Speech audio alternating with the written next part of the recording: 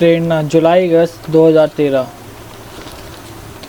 कुणाल की पितृभक्ति। यह सर्वमान्य बात है कि मनुष्य चाहे कैसा भी क्यों ना हो, उसने कुछ ना कुछ दुर्बलता अवश्य होती है। प्रियदर्शी अशोक में अपार गुण माने जाते हैं, लेकिन उसके साथ ही उसमें एक दुर्बलता भी थी। उन्होंने वृद्धावस्था में विवाह किया था और वे अपनी उस नई महारानी तिष्य रक्षिता के वश में हो गए थे। उधर तिष्य रक्षिता ने महाराज के ज्येष्ठ पुत्र कुणाल को अपने वश में करना चाहा। राजकुमार कुणाल तिष्य रक्षिता का ग्रहित प्रस्ताव स्वीकार नहीं कर सके।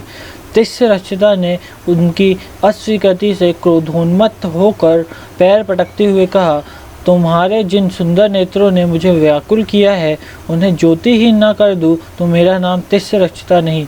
महाराज अशोक तो छोटी रानी के वश में थे ही। उन्होंने उन्हीं दिनों तिष्य रक्षिता के समीप शत्रुओं ने कुछ उपद्रव किया है, यह समाचार महाराज के पास आया। तिष्य रक्षिता ने महाराज को मंत्रणा दी, कुणाल अब बड़ा हो गया है, उसे युवराज होना है, अतः उसे राज्य कार्य और शत्रु दमन का अनुभव प्राप्त होना चाहिए। आप मेरी बात माने तो इस समय उसे ही तक्षशिला के मोर्चे पर भेजे। महाराज की आज्ञा से कुणाल सेना के साथ तक्षशिला गए। उनकी पत्नी भी उनके साथ ही गई। राजकुमार ने अपनी नीति कौशल से बिना युद्ध किए ही शत्रुओं को वश में कर लिया। उनके निरीक्षण से वहां सुव्यवस्था स्थापित हो गई। इधर राजधानी में तिष्य रक्षिता ने महाराज का पूरा विश्वास प्राप्त कर लिया था। यहाँ तक कि राजकीय मुद्रा भी अब उसके पास ही रहने लगी थी। अवसर पाकर उसने तक्षशिला के मुख्य अधिकारी के पास महाराज की ओर से आज्ञा पत्र लिखा। कुमार कुणाल ने राज्य का बहुत बड़ा अपराध किया है। आज्ञा पत्र पाते ही उसके नेत्र लौह सलाखा डालकर फोड़ दिए जाए और उसका सब धन छीन कर उसे राज्य से बहिष्कृत कर दिया जाए। आज्ञा पत्र पर राजकीय मुद्रा लगाकर गुप्त रूप से वह पत्र भेज दिया। तक्षशिला के सभी अधिकारी राजकुमार कुणाल की सच्चरित्रता तथा उदारता के कारण से प्रेम करते थे।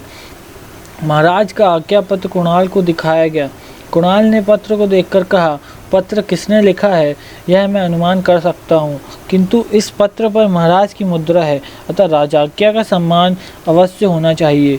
इस कार्य को संपन्न करने के लिए कोई भी अधिकारी तत्पर नहीं हुआ और कोई जल्लाद तक इसके लिए तैयार नहीं किया जा सकता कि जो कुणाल के नेत्रों में लोहे की सलाखा डाल सके। जब कोई उद्यत नहीं हुआ तब उस पितृभक्त राजकुमार ने स्वयं अपने नेत्रों में लोहे की कील घुसेड़ दी। पिता की आज्ञा का सम्मान करने के लिए वह स्वयं अंधा हो गया। राज्य से बहिष्कृत होने की आज्ञा का पालन करते हुए अपनी पत्नी का साथ लेकर वह वहां से निकल गया। अब वह राह का भिखारी था। अपनी वीणा बजाकर भीख मांगते हुए वह एक स्थान से दूसरे स्थान पर भटकने लगा। पाप कब तक छिपा रह सकता है?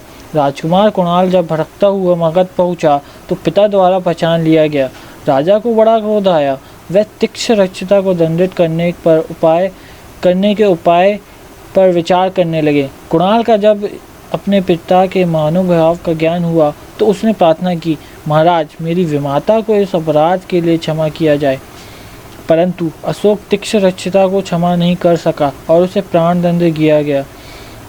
महाराज अशोक ने कुणाल के पुत्र को राज सिंहासन का उत्तराधिकारी नियुक्त कर अपने पाप का प्रायश्चित किया।